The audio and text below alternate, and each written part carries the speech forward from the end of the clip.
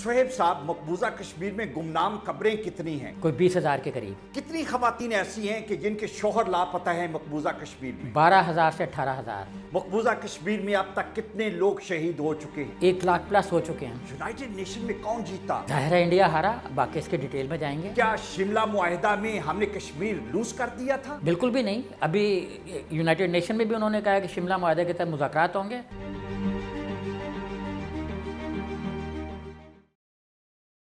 कश्मीर के हालात हर रोज अबतर होते जा रहे हैं और इसको डिटेल में डिस्कस करने के लिए मेरे साथ हैं सुहेब मरगूब साहब। सुहेब भाई, मुझे ये बताएं कि यूनाइटेड नेशन में क्या हुआ? हम सब परेशान हैं, कुछ क्लैरिटी के साथ समझ नहीं आ रहा।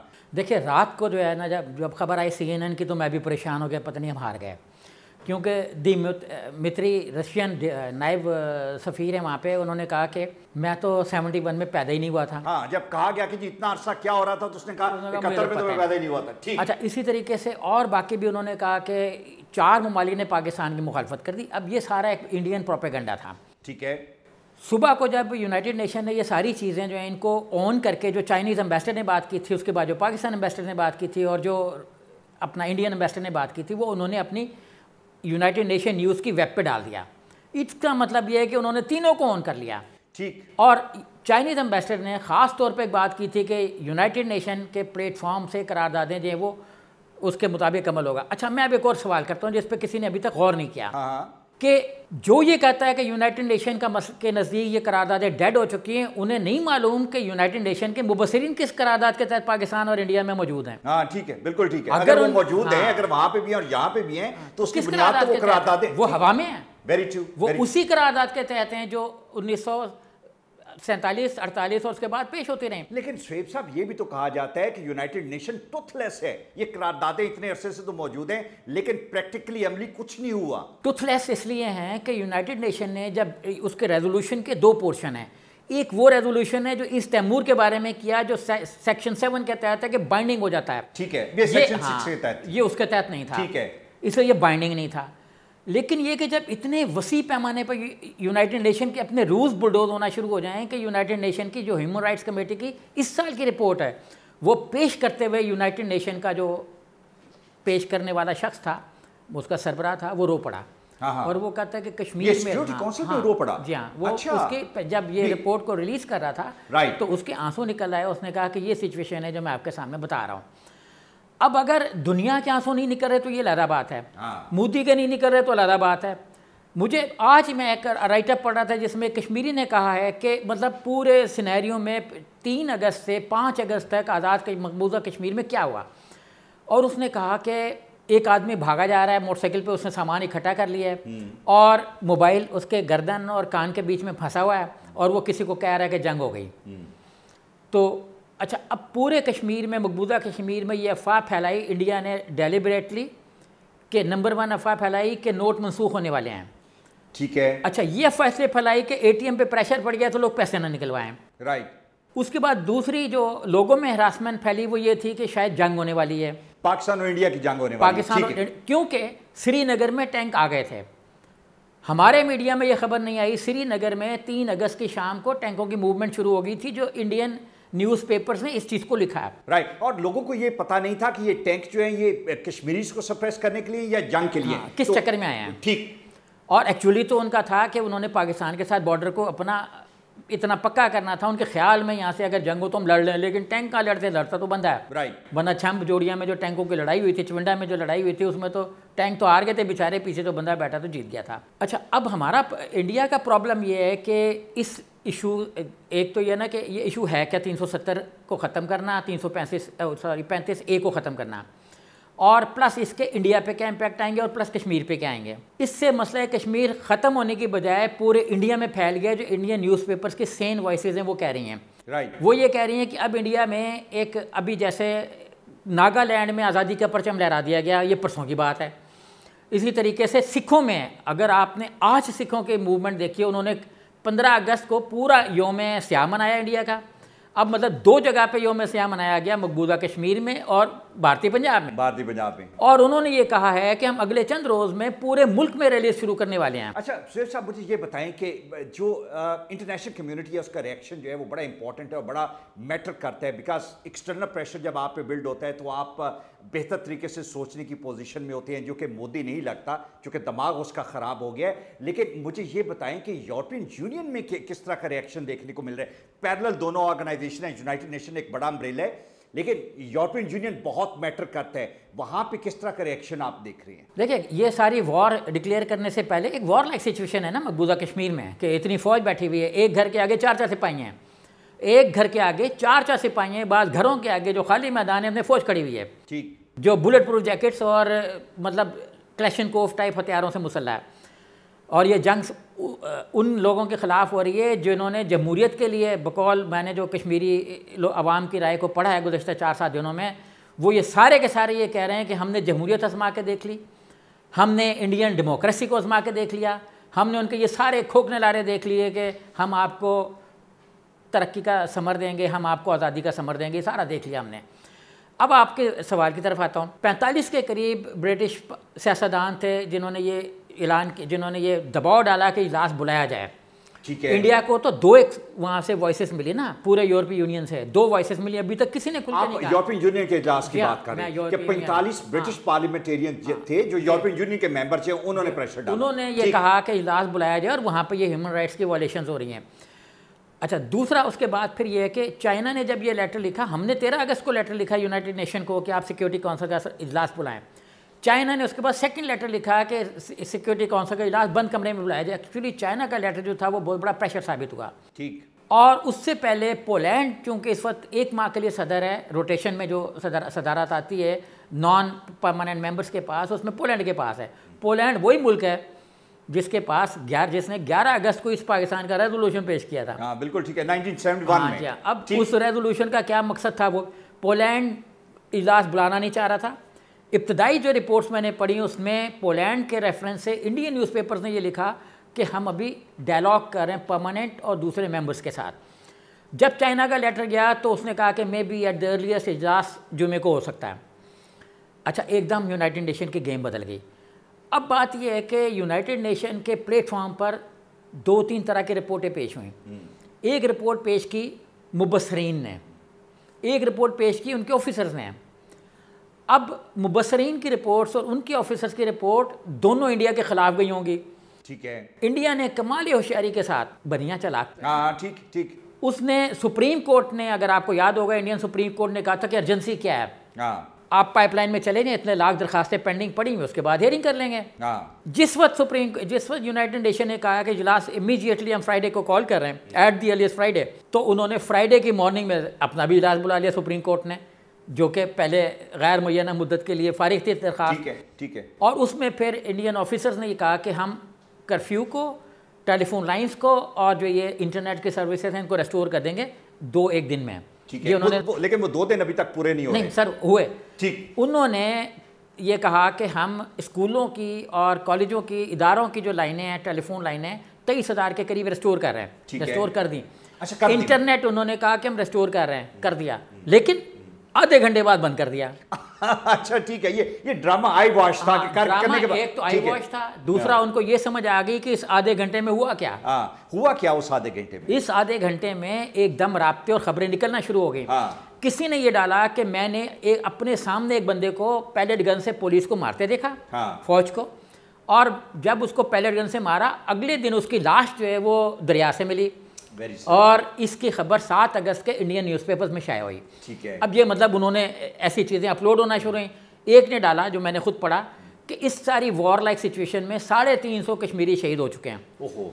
ये 5 अगस्त के बाद की बात है। ठीक है। अब अगर मतलब जिस वक्त भी ये इंटरनेट लाइंस खुलेंगी, आप देखेंगे कि एक तूफ़ान आएगा जो ये समझ रहे ना कि हम, क्योंकि अब देखिए, एक इंडियन चीफ मिनिस्टर ने कहा कि हमारे पास डेमोग्राफिक सिचुएशन हमारी ख़राब है, हमारे पास बच्चियां कम हैं, तो हम गोरी लड़कियां ले आएंगे। कितना तौहीन आमेज़ और कितना मतलब किसी वेरी इंसल्टिंग, और कितना मतलब ये जो ख़वातीन के हुकूक़ के NGOs बात करती हैं, उनको ये बयान समझ नहीं आ रहे।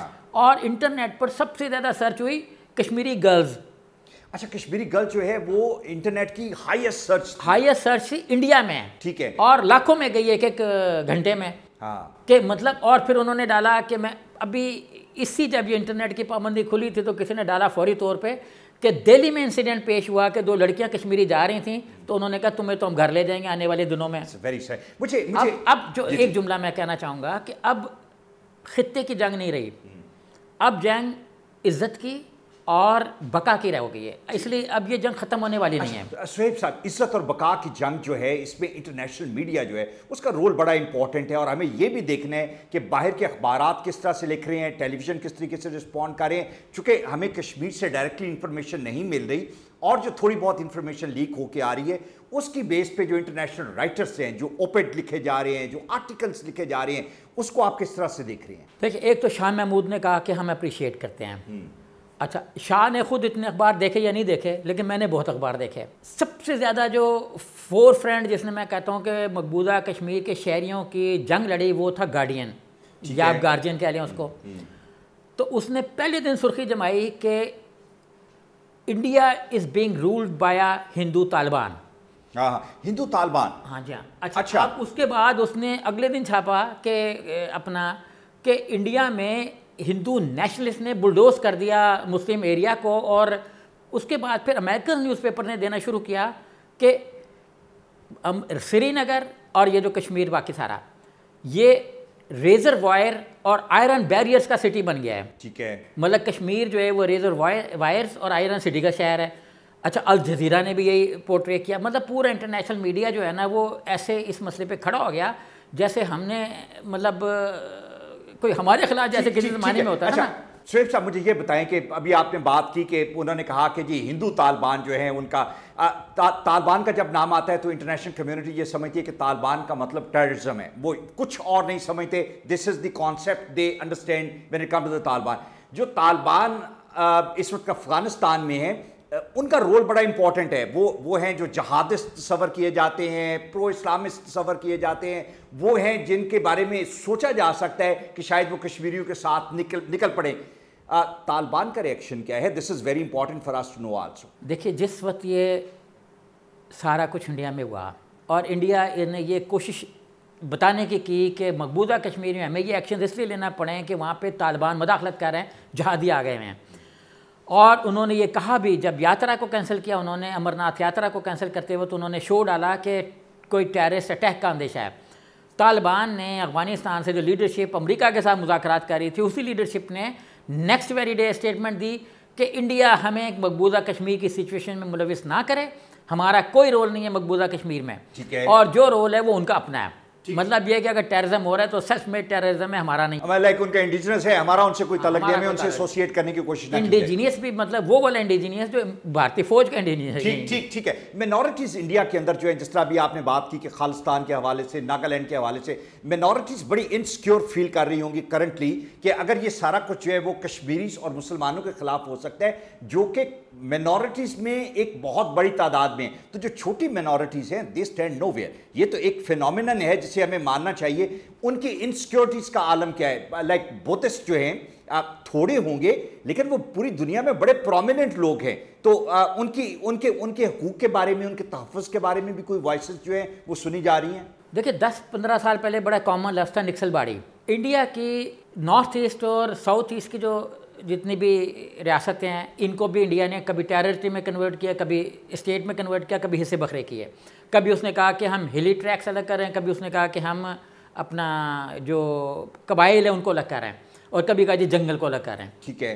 तो उन्होंने रियासतों में तोड़ फोड़ की। ये जो अभी कश्मीर में इंडिया ने करना चाहे, इंडिया ने 1948 में उन्होंने एक कमीशन बिठा दिया था कि हम जो ये रियासतें हैं इंडिया को मिली, उनको कैसे अपने अंदर जज्ब करें। 571 रियासतें इंडिया के पास आईं और उसको उन्होंने मिला के 27 रियासतों में कन्वर्ट कर दिया। अच्छा, अब ये 27 रियासतें सूबे शुरू में बनाए, बाद में रियासतों का नाम दिया इसको 53 में। उसके बाद उन्होंने रीऑर्गेनाइजेशन एक्ट बनाया, एक जारी किया 56 में। अच्छा, इससे पहले इंडिया ने कुछ रियासतों में तोड़ फोड़ की। इसका बुनियादी मकसद ये था कि जो तहरीकें चल रही हैं कौमियतों की बुनियाद पर, उसको लिसानियत में कन्वर्ट करके कौम की बजाय उसने कहा जी ज़ुबान को अहमियत दे लेते हैं। ठीक है। क्योंकि ज़ुबान मज़ीद माइनर छोटी होती जाती है, कौम के अंदर भी कोई 25 ज़ुबानें हो जाती हैं। हाँ बिल्कुल ठीक। तो उसने लिसानियात के बुनियाद पे मुल्क को तोड़ना शुरू किया।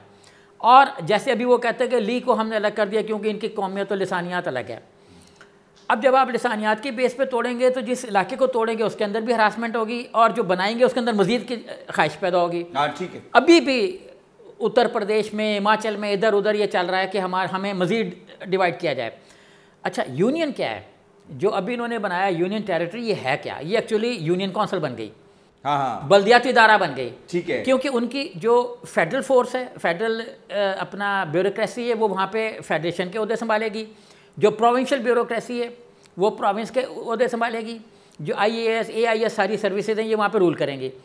बाकी जो छोटी डिस्ट्रिक्ट टाइप है ना, कि मतलब यूनियन की सतह पे छोटे छोटे ओहदे हैं ना कहीं, वहाँ पे वो मकामी सर्विस भर्ती करेंगे। अब मकामी भर्ती पे 370 के खात्मे के बाद कोई भी शहरी भर्ती, ठीक है, वो भर्ती हो सकता है, बिल्कुल ठीक है। अब इसमें जो उनकी नौकरियों का था वो पहले बहुत कम था, वो मज़ीद रिड्यूस हो जाएगा उनका पोर्शन जो है।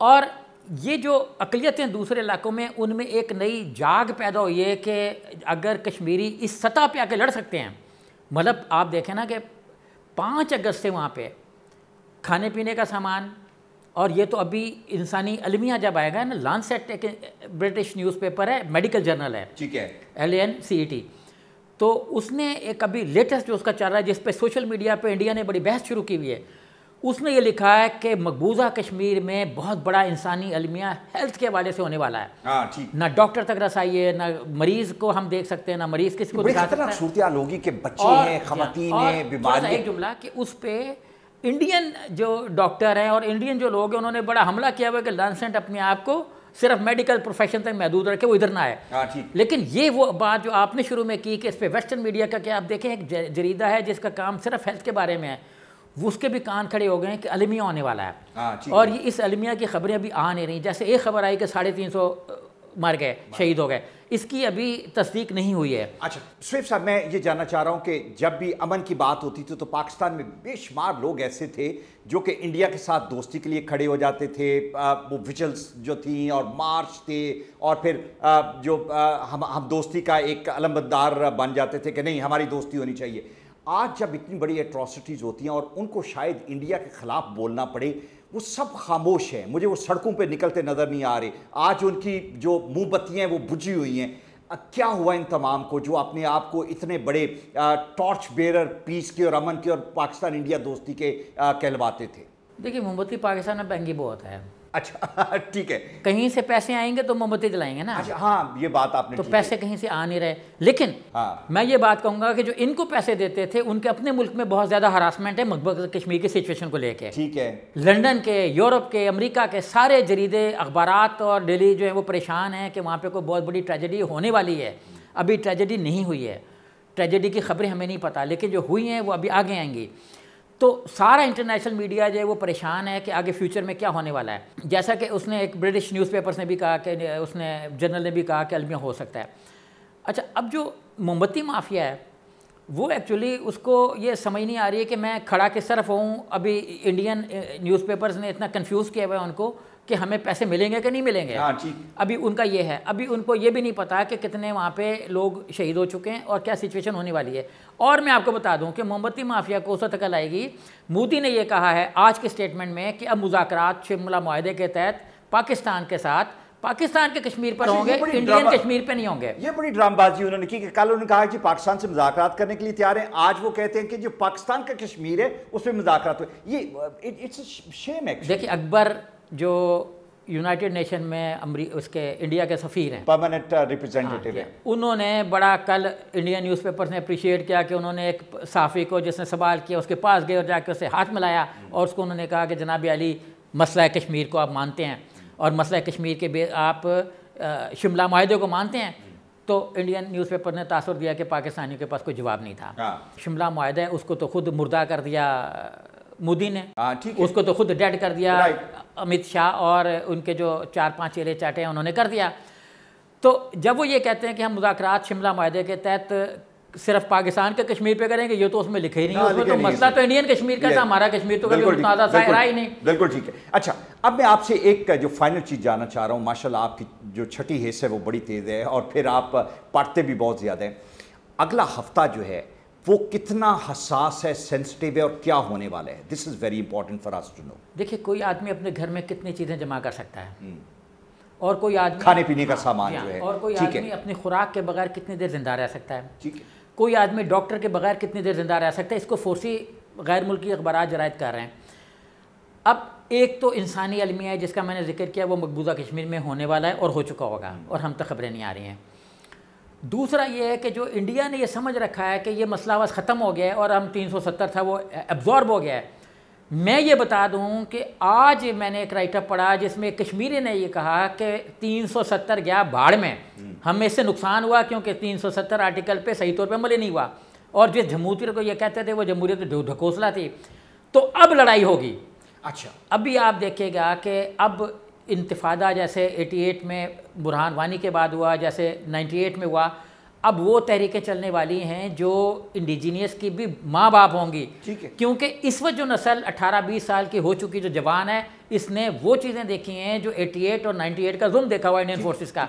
इनमें से इनके 12-15 हज़ार ऐसे हैं जिनके बाप लापता हैं, बच्चे लापता हैं, भाई लापता हैं। अभी एक इंडिया इंटरनेशनल उसने डाला है कि आप बच्चों के राइट्स की बात करते हैं, कौन से बच्चों के राइट्स की बात करते हैं, वहाँ तो बच्चे जेलों में हैं। अभी इंडियन ह्यूमन राइट्स की ऑर्गेनाइजेशन ने कहा है कि आप कहते हैं, ये कहते हैं हम बच्चों को हकूक़ देंगे, तो क्या हकूक़ देंगे?